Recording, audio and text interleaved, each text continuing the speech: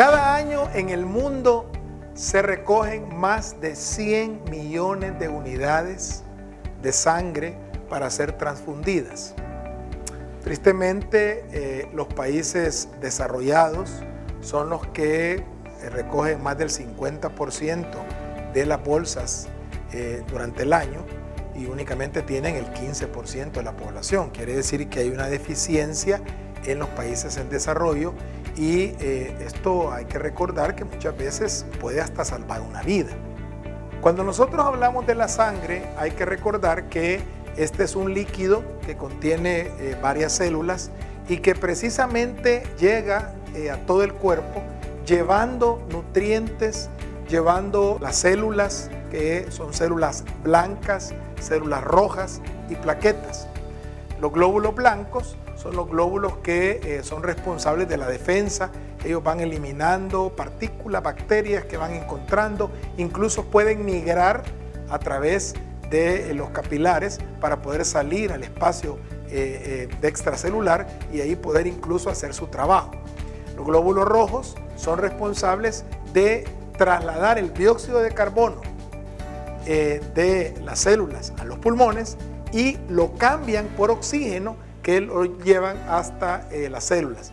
Y finalmente las plaquetas, que son responsables de impedir que la sangre fluya cuando hay una solución de continuidad en la circulación. Es decir, cuando hay una hemorragia, las plaquetas junto con la fibrina puede hacer el coágulo que detiene la hemorragia. La sangre, sobre todo hablando de la parte celular de la sangre, se produce en la médula ósea. La médula ósea, que es el tuétano del hueso. Ahí se encuentra la fábrica que está produciendo los glóbulos blancos, los glóbulos rojos y las plaquetas.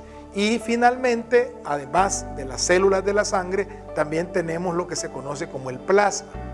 Ahí en el plasma hay minerales, hay una cantidad de proteínas, ahí se encuentran algunos anticuerpos, en fin, el plasma es la parte líquida que va conduciendo el resto de las células por organismo.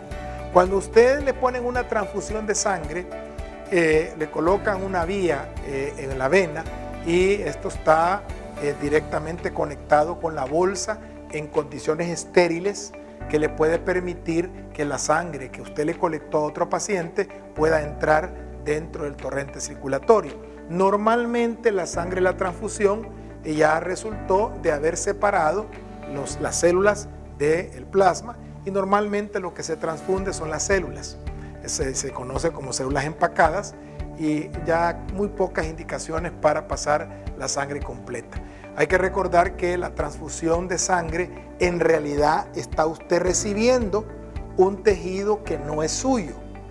Puede haber entonces reacciones alérgicas cuando usted está recibiendo la sangre, por eso es que esto se tiene que hacer en condiciones hospitalarias, en una clínica. Esto no lo puede hacer usted en su casa porque hay peligro incluso de reacciones alérgicas, anafilácticas, puede haber un rechazo que el cuerpo tenga a ese tipo de sangre, aunque se hayan hecho pruebas antes de los factores que usted tenga en su sangre. Hasta que no le producen la sangre, usted no va a saber realmente si es compatible totalmente la sangre.